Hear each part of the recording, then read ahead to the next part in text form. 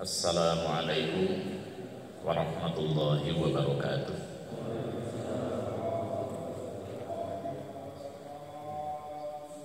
Amin ya Allah ya Rabbal alamin. Alhamdulillah Rabbus samawati wa rabbul ardi rabbul arsyil azim rabbul alamin. Ashhadu an la ilaha illallah al-malikul haqqul mubin wa ashhadu anna Muhammadan abduhu wa rasuluh sadiqul wa'dil amin. Allahumma salli ala Muhammad wa ala alihi wa ashabihi wa man tabi'ahum bi ihsanin ila yaumiddin. Amma ba'd. Faya ibadallah usikum wa iyaya bitaqwallah la'allakum tuflihun wa tazawwadu fa inna khairaz zadi taqwa. Faqala ta'ala fi kitabihil karim a'udzu billahi minasy syaithanir rajim wala ta'kulu mimma lam yudhkar ismullahi alaihi wa innahu lafisq wa inna syayatina layuhuna ila awliyaihim liyujadilukum wa in ata'tumuhum innakum lamusyrikun. Shadaqallahul azim. Para sesepuh Masjid Darul Barokah beserta rombongan, para pendukung, para pengawas, pembina, para donatur, termasuk seluruh jamaah yang Allah muliakan. Hari ini mungkin ada perbedaan kalender Hijriah. Di catatan saya hari ini tanggal 6 Rabiul Akhir 1442 Hijriah, 22 November 2020. Mungkin juga di kalender Hijriah yang lain masih tanggal 5 Rabiul Akhir. Allah Subhanahu wa taala masih memperkenankan kita semuanya menikmati jamuan subuh di pagi hari ini. Antaranya satu di antara bukti izin Allah, kita dibangunkan dari tempat peraduan kita masing-masing. Baik itu para orang tua, para ibu, para bapak, termasuk tidak terkecuali anak-anak sekalian. Yang subuh kali ini beberapa anak kita, kader kita, pelayan kita, calon penerima warisan estafeta kegiatan dakwah amar ma'ruf nahi munkar hadir menjadi saksi di Masjid Darul Barokah ini. Ini adalah satu di antara harapan dan kegembiraan kita semuanya. Dan mudah-mudahan kehadiran kita secara kolaboratif ini, orang tua dengan anak muda, tanpa kecuali dengan untuk sementara menanggalkan status sosial, hobi, keberpihakan kita semuanya. Semua itu dilebur menjadi satu kekuatan yang utuh, berlabuh di Masjid Darul Barokah sebagai tempat rumah persinggahan menuju berkah Allah Rabbul Alamin. Maka ketika disatukan semua komponen kekuatan rasa yang tadi itu, insya Allah ini yang akan menjadi satu di antara faktor penentu kemenangan kita. Di antaranya melakukan gerakan dakwah amar ma'ruf nahi munkar dimanapun kita berada, insya Allah. Tetapi sebaliknya, ketika kekuatan-kekuatan tadi terus menerus oleh kita dikikis dengan berbagai macam alasan, pertimbangan dan sejenisnya, maka kekuatan-kekuatan yang sudah utuh tadi itu, insya Allah dengan sendirinya secara sunatullah akan terus menerus, dengan istilah Sunda merek-pel, terus menerus berguguran, berjatuhan hingga pada akhirnya tidak menutup kemungkinan Masjid Darul Barokah ini akan kosong melompong, baik dikosongkan oleh orang tua termasuk oleh remaja. Tidak ada yang mustahil. Oleh karena itu Al-Qur'anul Karim mengingatkan kita semuanya, wa'tasimu bihablillahi jami'an wa la tafarraqu. Berpegang teguhlah kamu sekalian kepada tali ukhul, ikatan perjanjian yang telah Allah bangun, yang dimodifikasikan perjanjian itu di dalam Al-Qur'anul Karim dan dijelaskan oleh Rasulullah sallallahu alaihi wasallam. Wala tafarraqu. Nah, ini Allah sejak 2 tahun yang lalu mengingatkan, wala tafarraqu, jangan berpecah belah, bersatu semuanya. Bersatu. Kalau sudah ada trik, intrik, bintik-bintik perpecahan, segera kembali kepada ayat yang tadi, wala tafarraqu, dilarang oleh Allah berpecah belah. Karena hakikat diterkamnya kambing atau domba gembalaan itu karena dia berpisah dari domba-domba yang berkerumun. Tetapi domba-domba yang berkerumun itu tidak pernah ada ceritanya diterjang atau diterkam oleh serigala. Maka tidak menutup kemungkinan umat Islam yang mulai berpecah belah hanya karena beda rasa, beda pertimbangan, beda hobi, beda kesukaan, beda keberpihakan. Maka sekali lagi, walaupun Allah Rabbul Alamin Maha Kuasa untuk menyatukan manusia, tetapi manusianya lari dari petunjuk Allah Subhanahu wa Ta'ala, maka dengan sendirinya kekuatan yang tadi akan berantakan dengan sendirinya pula. Nah, Al-Qur'anul Karim mengingatkan kita semuanya, di antaranya pada surah Al-An'am ayat 121. Kalau ayat yang tadi pada surah Ali Imran, wala ta'kulu mimma lam yuzkar ismullahi alaihi wa innahu lafisq. Janganlah kamu sekalian memakan, konsumsi sesuatu yang padanya tidak disebut asma Allah, bukan karena Allah dan bukan karena petunjuk Allah Subhanahu wa Ta'ala. Dari sisi jenis, para bapak, makanan, minuman, konsumsi, isapan yang ketika mengonsumsinya tidak menyebut asma Allah, tidak menyebut bismillah, maka konsumsi yang tadi itu dikategorikan oleh Allah bagi yang mengonsumsinya sebagai kegiatan fusuk, sebagai kegiatan kefasikan, sebagai perbuatan yang dosa, bernilai dosa. Mengapa? Karena tidak menyebut asma Allah Subhanahu wa Ta'ala. Hapunten. Ini air minum hangat sekali, disajikan oleh ahli masjid. Syafa'ullah, syifa'an la yughadiru saqaman. Menuju gua koi, sehingga ada. Disajikan untuk saya. Kemudian oleh saya minum, tapi saya tidak menyebut asma Allah. Maka untuk menunjukkan kewaraan diri saya di hadapan Allah Subhanahu wa Ta'ala, maka kegiatan minum saya itu termasuk kategori fusuk, termasuk kategori kegiatan kefasikan dalam hal beretika di hadapan Allah Rabbul Alamin, menikmati jamuan Allah Subhanahu wa Ta'ala. Padahal selengkap TKM tadi, ini bapak ibu cair steril, air mineral, dipanaskan dengan derajat sekian derajat Celcius. Ini jamuan halal di masjid lagi. Tetapi kembali kepada yang mengonsumsinya, maka ini menjadi satu di antara catatan Al-Qur'anul Karim.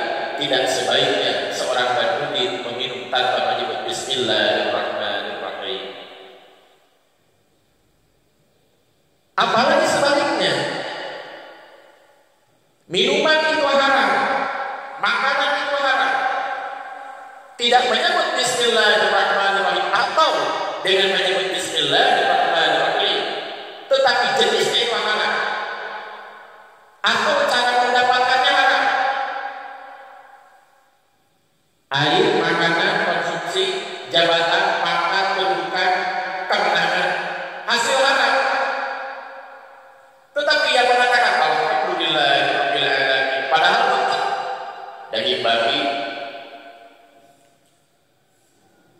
bangkai, kecuali bangkai yang dihalalkan, bangkai ikan,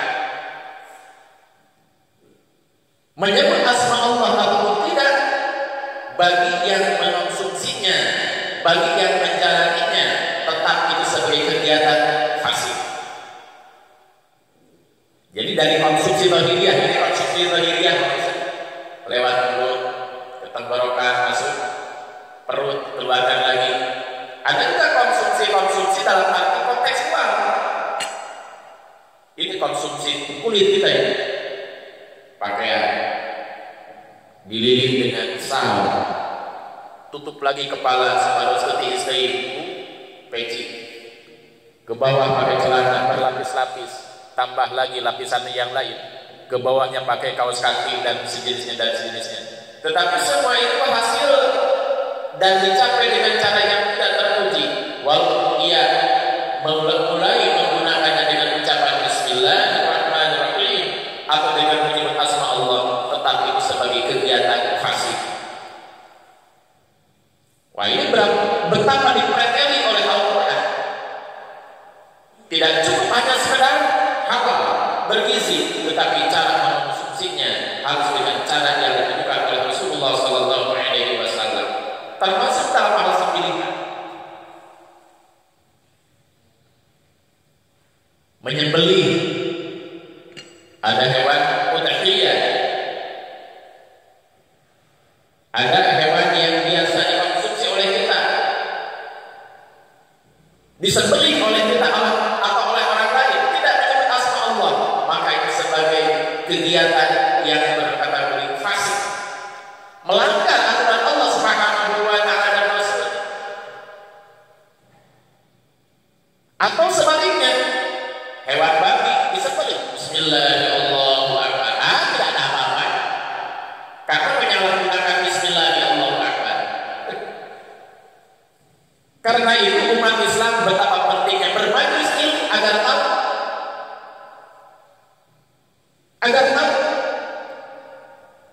saya ditakdirkan pada malam Kamis kemarin itu harus berjumpa dengan salah satu di antara keturunan Pakarsa Al-Maghfurlah, Ajangan Danul Kohar.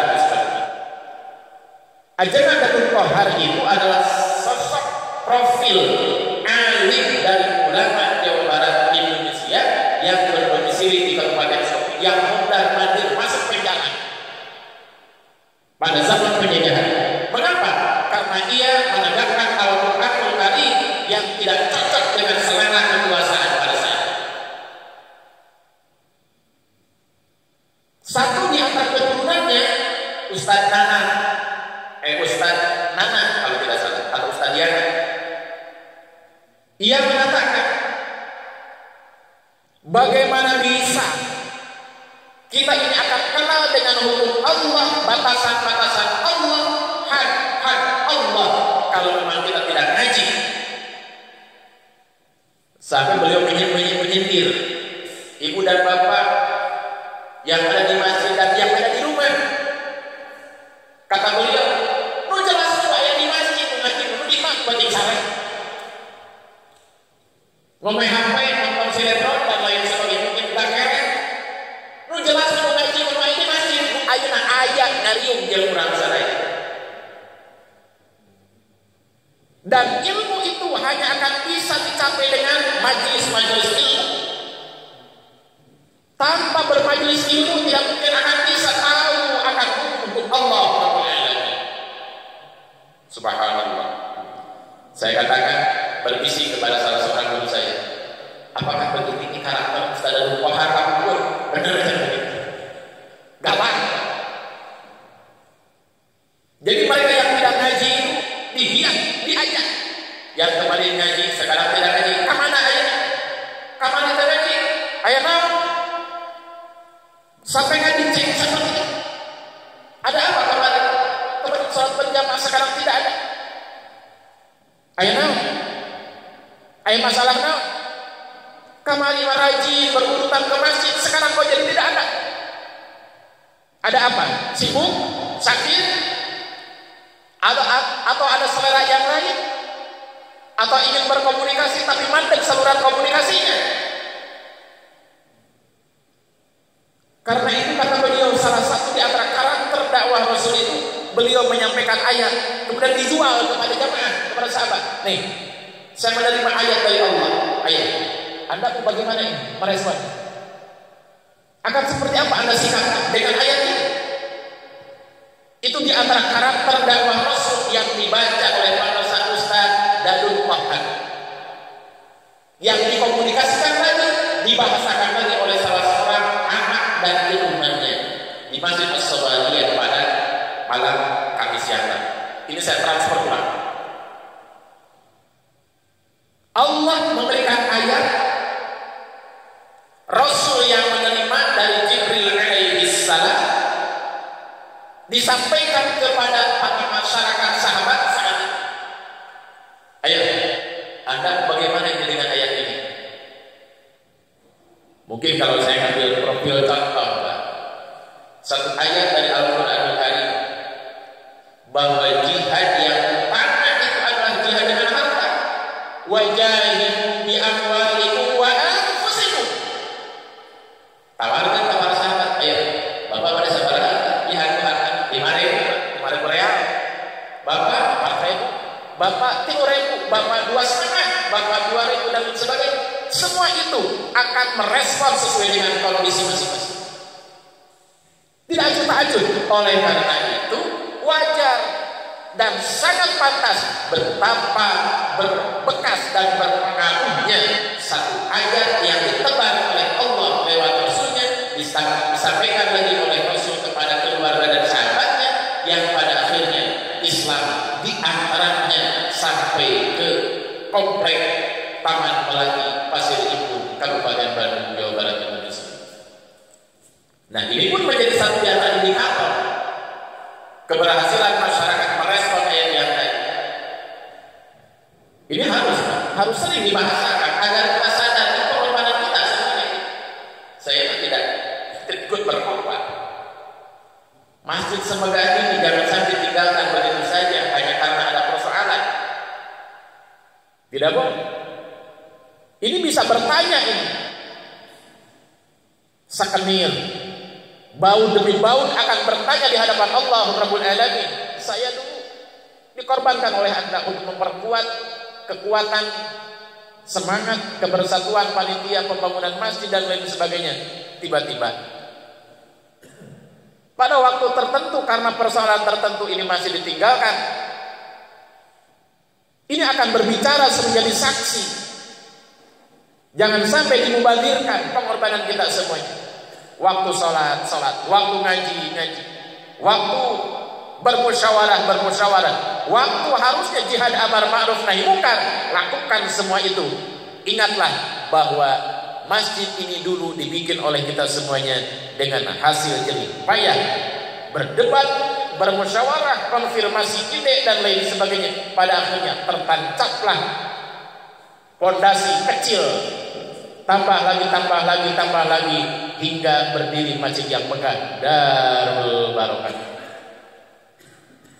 Kenapa saya sampai mengucap ulang hal tersebut? Allah Rabbul Alamin sering mengingatkan dengan konteks-konteks yang berbeda.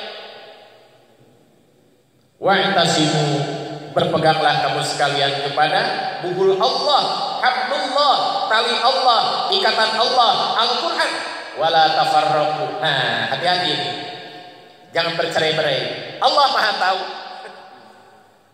Diingatkan. Ayo berpegang lagi, bergandengan tangan lagi. Hati-hati, jangan bercerai-berai. Hati-hati. Kalau sudah tercium ini oleh oknum manusia yang belum mau kembali kepada Allah, akan dibaca, didokumentasikan. Tuh, tinggal tuh. Umat Islam sudah mulai berpecah belah, perebut pantok, perebut sekenir, perebut baut, perebut lingis, perebut main, perebut MCK dan lain sebagainya. Nah, mereka langsung mendokumentasikan, mengidentifikasi hingga memutuskan, ayo serang sekarang. Hati-hati. Makanya ketika ada seseorang, Pak, konsultasi kepada diri saya itu diantaranya, Pak, Ibu, masalah nukia ulah dibawa dekan ieu apalagi kepada saya. Tidak boleh. Selesaikan dengan sendiri. Jangan sampai terdengar oleh orang lain. Cukup hari ini bersama dengan saya, oleh saya dikasih triknya, Anda bisa menyelesaikan kasus rumah tangga seperti ini. Jangan tahu tetangga. Cukuplah saya yang tahu saat ini. Hati-hati, jangan ke sini lagi, saya tidak mau. Anda berdua datang lagi ke sini dengan persoalan yang sama, saya tidak mau. Kecuali kalau urusan yang lain. Makanya Pak, dalam dunia rumah tangga ini masuk lagi konsumsi ini. Konsumsi budaya, konsumsi harian, konsumsi rasa dan lain sebagainya. Konsumsi psikologi, konsumsi birokrasi, konsumsi politik. Di dalamnya harus ada Allahu Rabbul Alamin. Insya Allah akan selesai. Dalam istilah Sunda, Pak, dalam mengatasi konflik rumah tangga itu repot. Rep. Suami berbicara, berhenti berbicara, pok istri merespon. Istri baru selesai berbicara, suami baru boleh berbicara. Repot. Itu teori menyelesaikan konflik antar personal suami istri. Bukan ngangengong. Bukan adu angklung. Suami belum selesai bicara, dia sudah menimpali. Atau sebaliknya, istri masih kene orasi, suami sudah siap dengan referensi dan langsung disampaikan. Ini tidak akan selesai. Nah, saya berangkat dari ayat ini, out of the box ini. Saya merespon dengan fakta-fakta yang ada akan pesan moral dari ayat ini. Ini menunjukkan bahwa semua kondisi, semua keadaan, baik hubungannya dengan konsumsi personal bentuknya, konsumsi jasmani sampai konsumsi yang lain, hingga konsumsi publik berupa konsumsi politik, budaya, birokrasi dan lain sebagainya, ini harus membawa Allahu Rabbul Alamin agar di dalamnya tidak ada kesengajaan melakukan kejahatan. Makanya Allah itu bukan hanya berlaku di masjid dan di majelis taklim saja, di parlemen, di gedung ke-RT-an, ke-RW-an, di Posrona, pada saat membagikan aset zakat, pada saat memberikan bansos dan lain sebagainya. Allah harus ada. Allah harus hadir dan dihadirkan. Bismillahirrahmanirrahim. Tanda tangan. Nah, ieu teh angka hiji sareng angka 2, nah jumlah jadi 7 ieu teh. Wios Pak, wios da moal katinggalian moal tanda tangan. Tidak bisa begitu. Hadirkan Allahu Rabbul Alamin. Di atasnya 1, di bawah 1, di bawahnya harus 2. Tidak boleh ditipek. Dan jika pun ditipek harus ada alasan.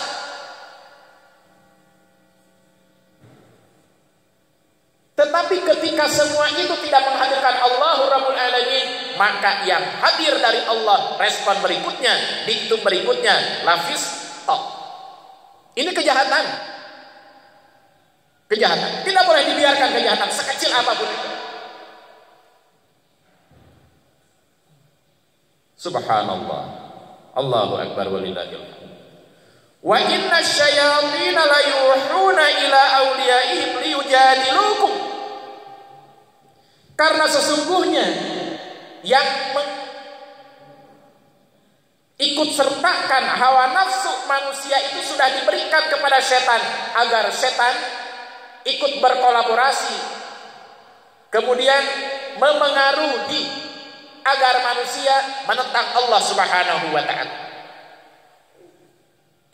Wa inna syayatina la yuhuna ila awliyaihim liyujadilukum. Ku setan itu bisa berupa makhluk yang tidak terlihat, bisa juga inspirasi, ide demi ide, saran demi saran yang hakikatnya bertentangan dengan hukum Allah dan Rasulnya, maka itulah yang dinamakan ilham setan. Kata setan, ya sudah tidak berlaku lagi ini anu. Padahal sesuatu itu masih sangat berlaku. Atau sebaliknya. Karena itu takaran dan timbangannya adalah mesti Al-Quranul Karim. Kalau nyantol semua urusan kepada Al-Quran, insya Allah ilham dan jarum-jarum setan akan tumbang dengan sendirinya. Harus yakin kita umat Islam. Bahkan umat manusia di dunia ini harus yakin. Karena hanya ada ilham dari Allah lah yang dikomunikasikan kepada orang mukmin, kemudian oleh orang mukmin dideklarasikan kembali. Itulah yang akan mengikat segala sesuatu sehingga menjadi sebuah kebenaran. Makanya orang-orang mukmin itu tidak pernah berhenti diilhami oleh Allah lewat Jibril alaihissalam. Harus yakin. Orang mukmin itu tidak pernah akan berhenti menerima inspirasi dari Allah lewat Rasulnya. Apa lewat? Jibril alaihissalam.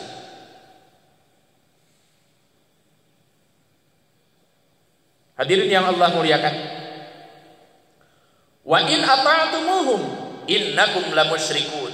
Nah, wa in ata'tumuhum, apabila kamu sekalian mengikuti ilham-ilham setan beserta krunya, bisik, gerentes, sampai kompromi, deal-dealan, tapi intinya menentang hukum Allah dan Rasulnya, maka kalian sudah terjebak pada sikap kemusyrikan. Wa na'udzubillahi min dzalik. Ya Rabbal Alamin. Di mana Pak kita akan bisa memberikan jawaban dan pengakuan akan kebenaran ayat ini? Kembali lagi tadi, walaupun turunan ajangan Nadul Kohar tidak membahas ayat ini kemarin. Di mana kita akan bisa menerima kebenaran ayat ini? Dan di mana tempatnya kita akan bisa menggenggam kebenaran ayat ini? Hanyalah di majelis taklim. Hanyalah di majelis ilmu. Mau di masjid, di musola, di rumah, di madrasah, di aula, yang di dalamnya ada kajian Al-Quran, di sanalah tempatnya kita untuk kembali menggenggam kebenaran ayat ini. Tanpa kita mau bermajelis ilmu, keluar lagi dari perkumpulan, tercerabut lagi dari kejamaahan, maka ayat yang tadi tidak akan menjadi satu kekuatan. Walaupun ayat ini tetap menjadi amunisi, tetapi karena dicampakkan, maka paling tidak yang tadi tidak mensuplai energi kepada yang ada, dan yang ada tidak kembali terkoneksi dengan yang tercerabut dari akar persatuan yang tadi. Makanya sekali lagi, Al-Quran tidak tanggung-tanggung. Wa'tasimu, dan berpegang teguhlah kamu sekalian kepada Al-Quran, ayat bihablillah wala tafarraqu. Pesannya juga jami'an, jangan seorang-seorang. Wioslah Pak Abdi Nuber kumpul, Bapak mau wios oke. Tidak demikian. Allah menyuruhnya jami'an, wahai umat manusia, semuanya berpegang teguhlah kepada Al-Quran tanpa disebut siapa orangnya, apa kapasitasnya, kompetensinya, statusnya dan lain sebagainya. Semuanya tanpa kecuali.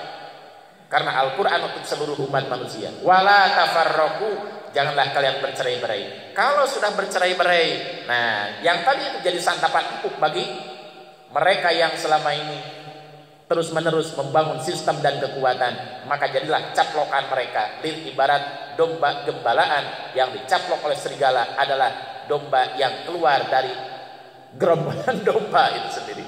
Nah ini hati-hati Pak, hati-hati. Semuanya tanpa kecuali, termasuk diri saya. Demikian barangkali prolog. Insya Allah ini sangat mudah sekali difahami ayat ini.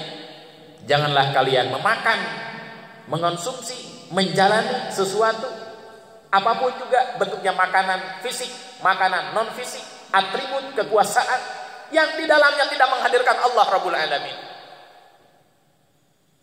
Emangnya dunia ini hanya sekedar senda gurau? Emangnya tidak pernah akan diperhitungkan dan dihisab ataupun tidak pernah akan dipertanggungjawabkan? Tidak demikian. Tetapi ini pun hanya konsumsi bagi orang yang berzikir dan berfikir. Bagi mereka yang mencerabutkan diri dari ikatan dua yang tadi itu, atau dua ikatan yang tadi, dari mengingat Allah dan berfikir, ya dunia ini bagi mereka hanyalah senda gurau dan satu waktu mereka akan menuhankan dunia ini. Shadaqallahul azim. Silakan untuk direspon, ada tambahan, koreksi dan lain sebagainya. Saya cukup 29 menit 55 detik. Mangga.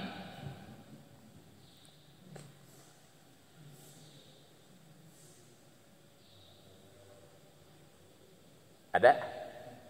Silahkan. Anak-anak mau nanya, ayo silahkan. Atau mau bicara sini. Ayo. Ayo sini. Sini ke depan. Para bapak, ada yang mau merespon? Jangan ragu-ragu, Pak. Allah saja tidak pernah malu membuat karya sekecil apapun juga. Mengapa kita kok diam semuanya? Diam sepakat, diam bingung, diam ragu? Atau takut menyinggung Pak Badrudin?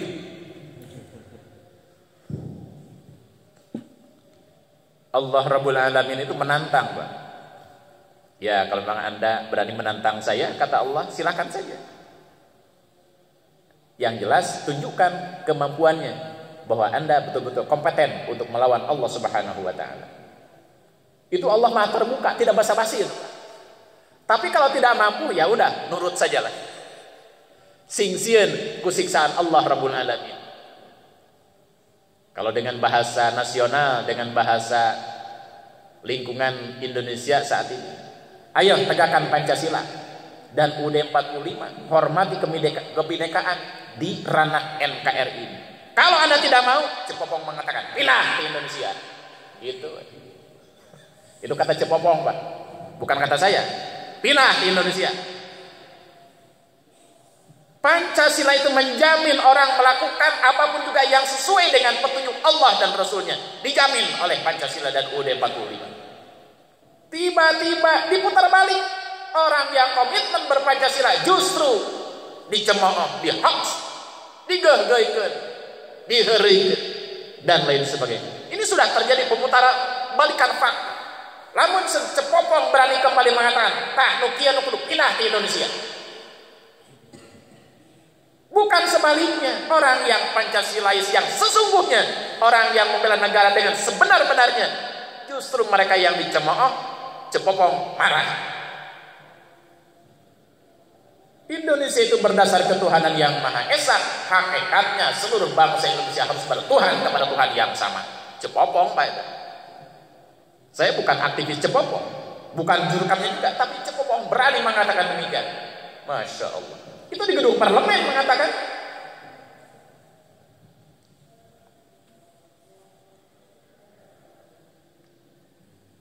Mau apa lagi? Kalau tidak komitmen dan tidak setia, siapa yang membawa Indonesia menuju Bhinneka Tunggal Ika, menuju Pancasila, menuju UUD 45, menuju NKRI, sampai menuju 17 Agustus 1945 adalah ulama